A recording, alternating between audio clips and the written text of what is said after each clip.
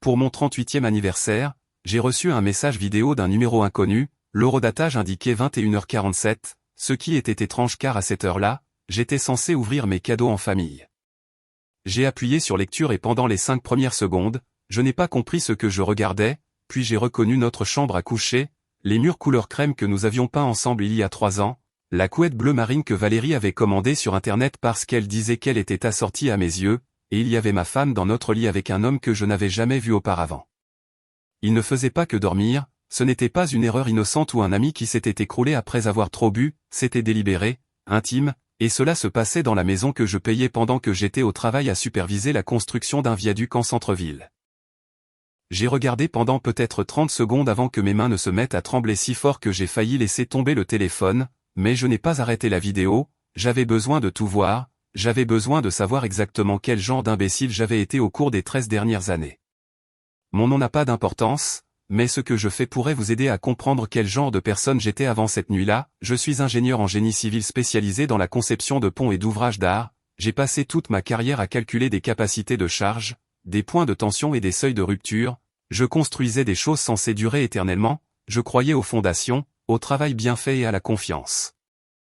Valérie était professeure d'anglais au Collège Saint-Louis, l'une de ces écoles privées où les parents paient un supplément pour des classes réduites et des enseignants qui s'investissent vraiment. Nous nous sommes rencontrés lors d'une collecte de fonds caritative quand j'avais 25 ans et elle 23, elle portait une robe d'été jaune et riait de mes blagues terribles sur les porte-à-faux. 6 mois plus tard, je l'ai demandé en mariage sur le même pont où nous avions eu notre première vraie conversation. Léa est arrivée 2 ans après le mariage, et pendant un moment, tout semblait se passer exactement comme prévu, nous avions le pavillon en banlieue résidentielle près de Lyon, nous avions nos soirées en amoureux un vendredi sur 2, nous avions une fille qui avait les félicitations du conseil de classe et jouait au football en club, nous avions ce que tout le monde disait vouloir. Ce matin-là, Valérie m'avait fait des crêpes aux myrtilles pour le petit déjeuner, Léa m'avait donné une carte qu'elle avait faite elle-même au crayon de couleur, le genre avec un « joyeux anniversaire papa » légèrement mal orthographié que l'on est censé chérir pour toujours. Valérie m'avait embrassé sur la joue et m'avait dit qu'elle préparait mon dîner préféré ce soir-là, un rôti de bœuf avec ses petites pommes de terre grenaille que j'adorais.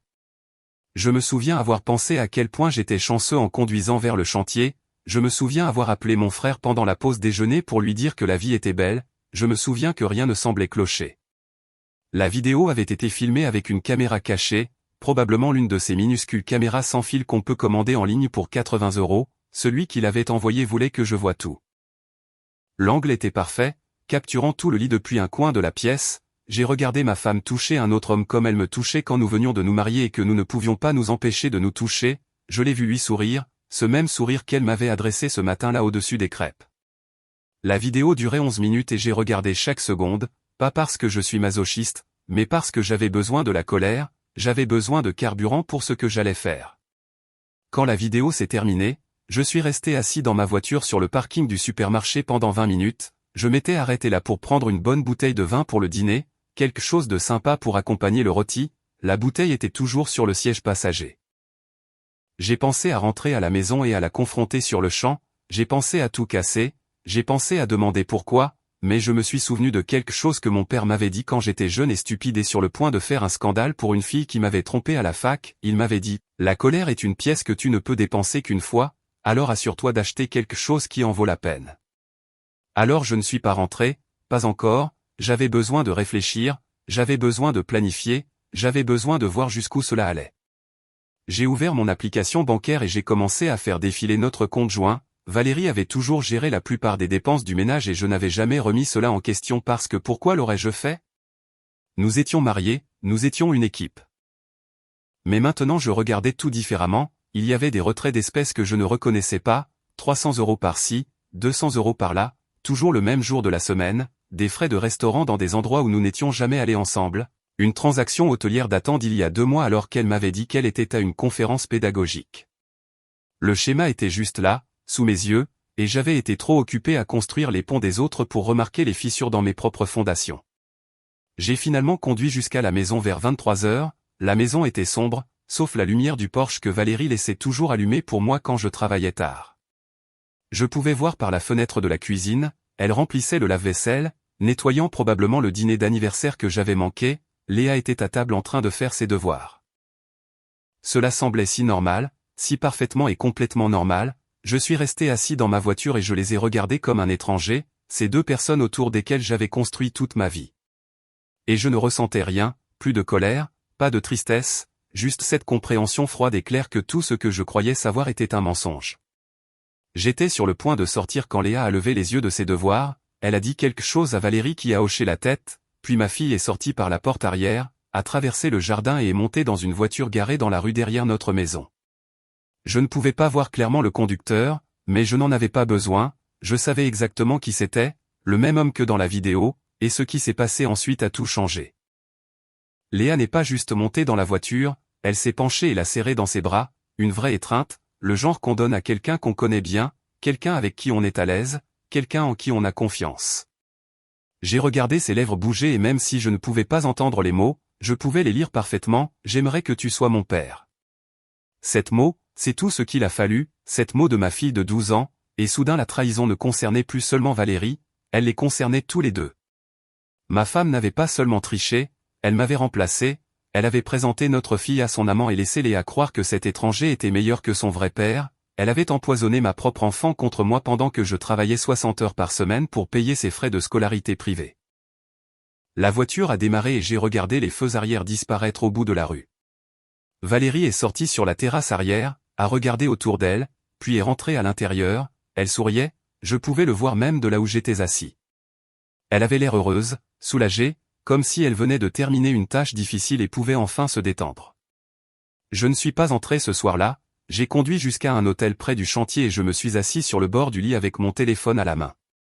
J'ai cherché les coordonnées de Maître Bertrand, un avocat spécialisé en divorce que mon frère avait utilisé il y a 2 ans, il était presque minuit mais j'ai quand même envoyé un email, je dois vous voir demain matin à la 1re heure, j'ai des preuves vidéo d'infidélité et je dois agir vite. Ensuite, j'ai ouvert mes photos et j'ai regardé les images de la dernière fête d'anniversaire de Léa, Valérie avait son bras autour de notre fille, toutes les deux souriaient à l'appareil, j'avais pris cette photo, j'avais été là, j'avais fait partie de ce moment, et maintenant je me demandais combien d'autres moments j'avais manqué pendant que j'étais occupé à être le bon mari, le pourvoyeur fiable, l'homme qui faisait tout bien.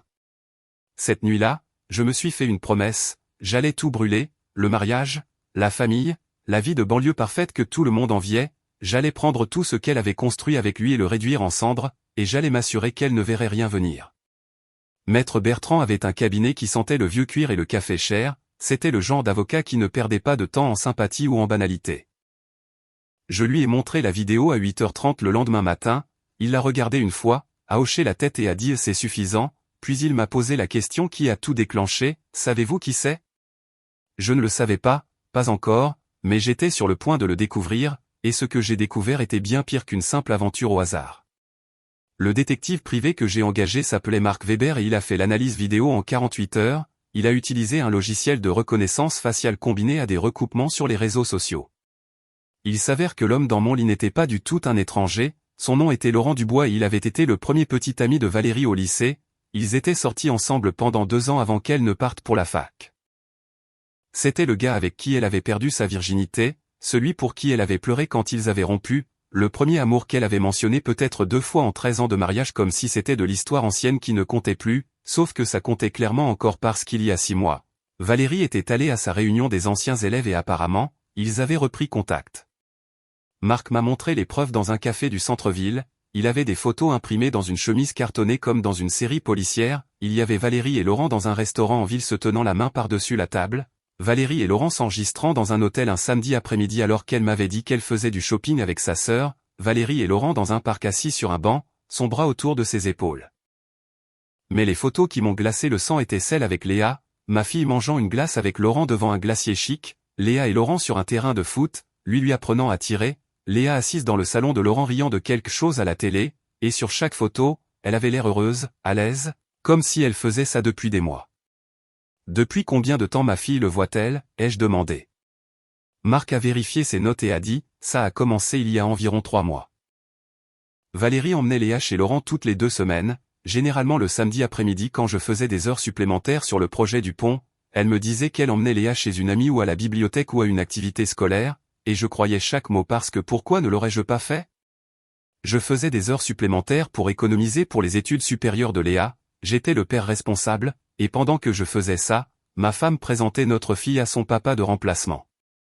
Marc avait aussi retracé le parcours de Laurent. Il possédait une concession automobile dans le nord de la ville, un de ces endroits qui vendent des importations de luxe. Il était divorcé depuis 5 ans, pas d'enfants, pas de relations sérieuses depuis.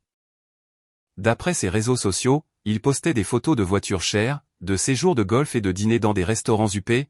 Il avait l'air d'avoir réussi, d'être stable. Il avait probablement dit à Valérie tout ce qu'elle voulait entendre sur le fait qu'il n'avait jamais cessé de penser à elle, quelle était celle qui lui avait échappé, qu'il pourrait avoir la vie qu'ils étaient censés avoir au lycée. Le pire a été de lire les SMS que Marc avait récupérés de la sauvegarde cloud de Valérie. Elle avait été négligente avec la sécurité, utilisant le même mot de passe pour tout. Les messages remontaient à 5 mois et ne concernaient pas seulement le sexe, ils parlaient de planification, d'avenir, de Léa. Un message de Valérie disait « Elle demande tout le temps de tes nouvelles, elle t'aime vraiment bien ». La réponse de Laurent était « Bien, on a besoin qu'elle soit de notre côté avant d'officialiser ça ». Un autre échange était encore plus direct. Valérie écrivait « Il travaille tard sur ce projet de pont, il remarque à peine ce qui se passe à la maison », et Laurent répondait « Le parfait, ça nous donne plus de temps pour nous préparer ». Il parlait de moi comme si j'étais un obstacle à éliminer, pas une personne, pas quelqu'un qui avait passé 13 ans à construire une vie avec elle. Je suis resté assis dans ce café à lire ces messages jusqu'à ce que mes mains tremblent. Marc m'a demandé si ça allait et je lui ai dit que j'avais besoin de copies de tout, chaque photo, chaque message, chaque reçu d'hôtel, chaque retrait d'argent. J'avais besoin de munitions et il venait de me donner un arsenal nucléaire. Maître Bertrand m'avait dit que les affaires de divorce avec ce genre de preuves se réglaient généralement vite parce que le conjoint fautif savait qu'il ne pouvait pas gagner, mais je ne voulais pas d'un arrangement, je voulais la destruction. La première chose que j'ai faite a été de changer les serrures de notre maison. J'ai attendu que Valérie emmène Léa à l'école un jeudi matin et j'ai fait venir un serrurier dans l'heure. Ensuite, je suis allé à la banque et j'ai viré la moitié de tout ce qui se trouvait sur nos comptes joints vers un nouveau compte auquel elle ne pouvait pas accéder. C'était légal puisque l'argent appartenait à la communauté, mais cela signifiait qu'elle ne pouvait pas vider nos économies avant que le divorce ne soit prononcé. J'ai annulé nos cartes de crédit communes, j'ai appelé notre compagnie d'assurance et je l'ai retirée en tant que bénéficiaire. J'ai démêlé 13 ans de finances en environ 6 heures et j'avais l'impression de m'opérer moi-même sans anesthésie. Maître Bertrand a déposé la demande de divorce cet après-midi-là. J'ai spécifiquement demandé que Valérie soit signifiée sur son lieu de travail. Elle enseignait l'anglais en 5e à 14h15 et je savais exactement quand elle serait dans sa classe avec 25 élèves qui regardaient. L'huissier de justice est entré à 14h30, a demandé si elle était Valérie et lui a remis l'enveloppe devant tout le monde. Une des amies de Léa était dans cette classe, je le savais parce que j'avais vérifié l'emploi du temps en ligne, je voulais que Valérie ressente la même humiliation que j'avais ressentie en regardant cette vidéo. Je voulais qu'elle comprenne que sa double vie parfaitement construite était terminée. Je ne suis pas rentré chez moi ce jour-là non plus, je suis retourné au même hôtel et j'ai attendu. Mon téléphone a commencé à sonner, Valérie a appelé 16 fois avant que je ne décroche enfin, sa voix tremblait quand elle a dit « C'est quoi ce bordel ?» Je n'ai pas crié, je n'ai pas pleuré, j'ai juste dit « Tu sais exactement ce que c'est », puis j'ai raccroché. Elle a rappelé immédiatement mais je n'ai pas répondu, j'ai laissé aller sur la messagerie. Elle a laissé 7 messages et chacun était plus désespéré que le précédent, d'abord la confusion, puis la colère, puis le marchandage, puis la panique totale, mais je m'en fichais, j'avais fini d'écouter sa voix. Valérie et Léa sont arrivés à la maison vers 18h ce soir-là, je le sais parce que j'avais installé des caméras de sécurité la veille, le même genre de caméra qui avait enregistré sa trahison. J'ai regardé sur mon téléphone alors qu'elles essayaient la porte d'entrée, puis la porte arrière, puis restaient dans l'allée l'air confus, Léa pleurait. Valérie était sur son téléphone essayant probablement de m'appeler à nouveau. Puis Valérie a fait quelque chose qui a confirmé tout ce que je soupçonnais, elle a appelé Laurent. Je ne pouvais pas entendre ce qu'elle disait, mais je l'ai vu faire les 100 pas dans notre allée pendant 10 minutes tandis que Léa était assise sur les marches du Porsche. 20 minutes plus tard, la voiture de Laurent s'est garée, il est sorti, a mis son bras autour de Léa et les trois sont restés là comme une famille, ma famille, sauf que je n'en faisais plus partie. Ce soir-là, Léa m'a envoyé un SMS, « Papa, pourquoi tu fais ça ? Maman pleure et on ne peut pas rentrer dans la maison. » J'ai fixé ce message pendant un long moment avant de répondre, je voulais tout expliquer, je voulais lui parler de la vidéo, des mensonges et des mois de trahison, mais elle avait 12 ans et elle avait déjà choisi son camp, alors j'ai répondu « Demande à ta mère », elle n'a pas répondu. Le lendemain matin, j'ai envoyé des copies de tout au directeur de l'école de Valérie, les photos, les SMS, les reçus d'hôtel, tout. L'institution Saint-Louis avait une clause de moralité dans ses contrats de travail, les enseignants étaient censés respecter certaines normes, surtout dans une école privée où les parents payaient des frais de scolarité élevés. Avoir une liaison était déjà assez grave, mais les SMS où Valérie parlait de manipuler notre fille et de planifier sa stratégie de sortie tout en étant mariée rendaient la chose indéfendable. Le directeur m'a appelé personnellement cet après-midi-là, il n'avait pas l'air content mais il a dit qu'ils allaient mener une enquête. Le téléphone de Valérie a commencé à sonner sans arrêt après ça, j'imagine que ses collègues avaient des questions, j'imagine que les parents avaient des questions, j'imagine que toute sa réputation soigneusement entretenue s'effondrait en temps réel. Maître Bertrand m'a appelé ce soir-là avec des nouvelles, Valérie avait engagé un avocat, un certain Maître Cole, qui se spécialisait dans la défense de l'indéfendable. Il voulait négocier, il voulait parler des conditions du règlement, de la garde et du partage équitable des biens. Bertrand m'a demandé ce que je voulais faire et je lui ai donné une réponse qui l'a surpris lui-même, je veux la garde exclusive, la maison, et je veux qu'elle admette sa faute par écrit. Il est resté silencieux un moment puis a dit c'est agressif, je lui ai dit que je m'en fichais, j'avais les preuves, j'avais l'ascendant moral et je n'avais plus rien à perdre. Mais cette nuit-là, allongé dans ma chambre d'hôtel, j'ai réalisé quelque chose qui a tout changé, Léa n'allait pas me choisir, elle passait des mois avec Laurent, construisant une relation avec lui pendant que j'étais absent, elle avait littéralement dit qu'elle souhaitait qu'il soit son père. Et même si je gagnais la garde au tribunal, même si je la forçais à vivre avec moi, elle m'en voudrait d'avoir détruit la vie de sa mère, elle me détesterait de lui avoir enlevé l'homme qu'on lui avait appris à voir comme meilleur que moi. Je ne pouvais pas gagner cette bataille, le seul choix que j'avais était de mener une guerre que j'avais déjà perdue ou de partir avec le peu de dignité qu'il me restait. Alors j'ai pris une décision cette nuit-là que la plupart des gens qualifieraient d'impardonnable, j'ai décidé de laisser partir Léa, pas parce que je ne l'aimais pas, mais parce que la forcer à rester nous détruirait tous les deux. Et j'ai envoyé un dernier message à Valérie, tu le voulais, maintenant il est tout ce qu'il te reste. Le divorce a pris 4 mois pour être finalisé, ce qui, selon Maître Bertrand, était en fait rapide compte tenu de la façon dont l'avocat de Valérie a essayé de se battre. Maître Cole a tout tenté, espérant que quelque chose collerait, il a soutenu que la vidéo avait été obtenue illégalement, il a prétendu que j'étais un père absent qui privilégiait le travail à la famille, il a même essayé de dire que la relation de Valérie avec Laurent avait commencé après notre séparation, ce qui était risible vu les horodatages surtout. Mais rien de tout cela n'avait d'importance car les preuves étaient accablantes, le juge a jeté un coup d'œil au SMS où Valérie discutait de la manipulation de Léa et de la planification de sa stratégie de sortie, et son visage a tout dit. Valérie a perdu sur tous les fronts sauf celui qui comptait le plus pour elle, elle a eu Léa. L'audience pour la garde a été le moment où tout s'est effondré d'une manière à laquelle je ne m'étais pas totalement préparé. Léa était assez âgée pour que le juge veuille entendre ses préférences, elle était assise dans ce tribunal portant le même maillot de foot que Laurent lui avait acheté, et quand le juge lui a demandé où elle voulait vivre, elle n'a même pas hésité, elle a dit qu'elle voulait rester avec sa mère. Elle a dit que je n'étais jamais à la maison de toute façon, elle a dit que Laurent la comprenait mieux que je ne l'avais jamais fait, et puis elle m'a regardé droit dans les yeux et a dit lui, au moins, il est vraiment là. J'ai regardé ma fille témoigner contre moi comme si j'étais un étranger et j'ai réalisé que Valérie avait gagné la seule bataille qui comptait vraiment, elle avait retourné Léa contre moi si complètement que même une ordonnance du juge ne pouvait pas réparer ça. Maître Bertrand m'a pris à part après l'audience et a dit que nous pouvions nous battre, nous pouvions faire venir des thérapeutes, plaider l'aliénation parentale et faire traîner cela encore 1 an. Mais j'étais épuisé, j'avais passé 4 mois à vivre dans des hôtels, à me jeter dans le travail et à regarder toute ma vie se désintégrer, et je savais la vérité que personne ne voulait dire à haute voix, même si je gagnais la garde, Léa me détesterait pour ça, elle passerait chaque jour à m'en vouloir de l'avoir éloignée de Valérie et Laurent, elle compterait les jours jusqu'à ses 18 ans pour pouvoir partir.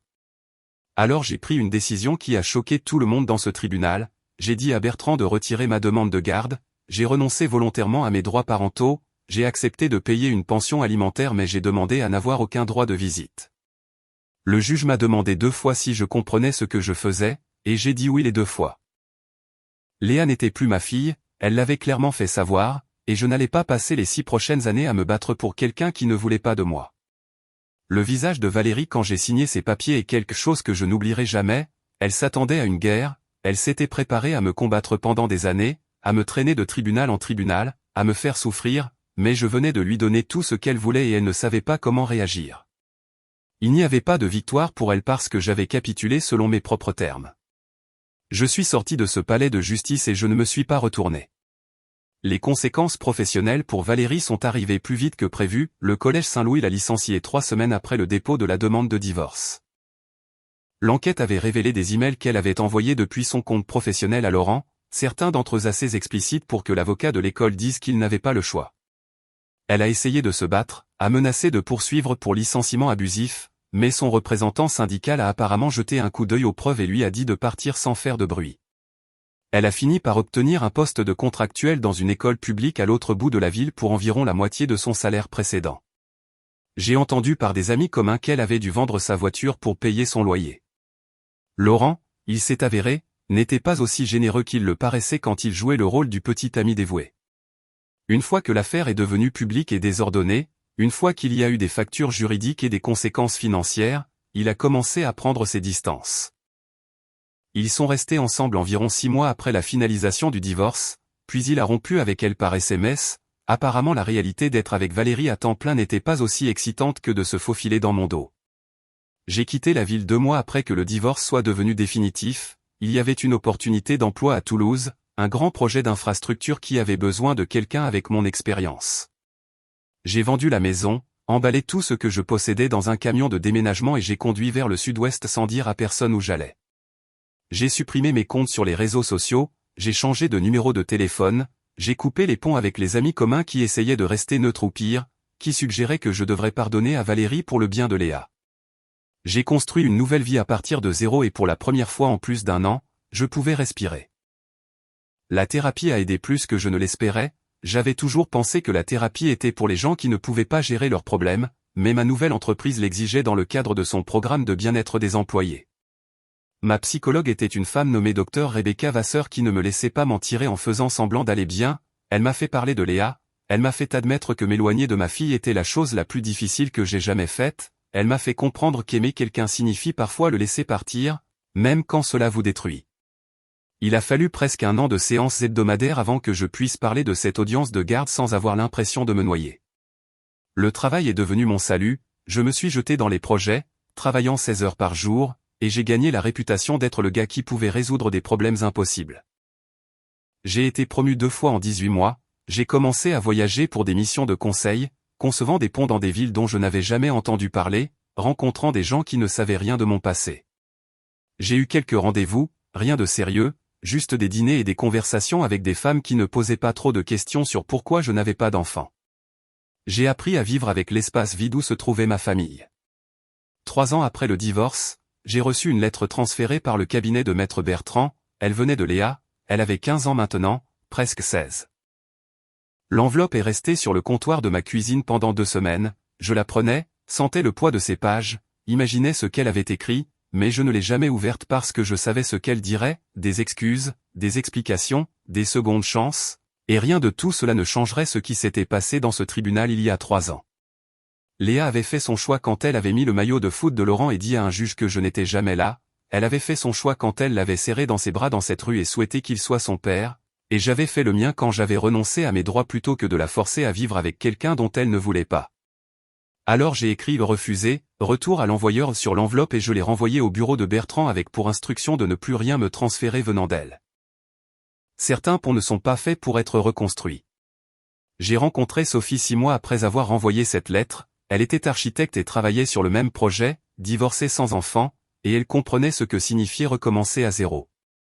Nous avons pris notre temps, nous sommes sortis ensemble pendant 1 an avant d'emménager ensemble, nous nous sommes fiancés sur une plage en Corse avec personne pour regarder à part les mouettes. Elle ne m'a jamais poussé à me réconcilier avec Léa, elle n'a jamais suggéré que la famille était plus importante que la préservation de soi, elle m'aimait juste exactement comme j'étais, avec mes blessures et tout le reste. Nous nous sommes mariés lors d'une petite cérémonie avec 10 personnes, et pour la première fois depuis mon 38e anniversaire, j'ai eu l'impression d'être exactement là où je devais être. Les gens demandent parfois si je regrette d'avoir abandonné Léa, si je me demande ce qu'elle fait maintenant, si je pense parfois à reprendre contact, et la réponse honnête est oui, parfois je le fais. Mais je me souviens aussi d'être assis dans ma voiture à regarder ma fille serrer un autre homme dans ses bras et souhaiter qu'il soit son père, je me souviens de son témoignage dans ce tribunal, je me souviens de 3 ans de silence avant qu'elle ne décide qu'elle avait de nouveaux besoins de moi. Et je sais que certaines relations ne valent pas la peine d'être sauvées même quand elles sont censées être sacrées. Valérie voulait me remplacer et elle a réussi, Léa voulait un père différent et je lui ai donné cette liberté, elles ont toutes les deux obtenu exactement ce qu'elles demandaient et j'ai récupéré ma vie. Je ne suis plus la même personne que j'étais avant l'arrivée de cette vidéo, je suis plus dur maintenant, plus prudent, moins confiant, mais je suis aussi libre. Libre du poids des gens qui ne me valorisaient pas, libre de l'obligation de réparer ce que les autres ont cassé, libre de construire quelque chose de nouveau avec quelqu'un qui veut vraiment être là, et cela vaut plus que n'importe quel pont que j'ai jamais conçu.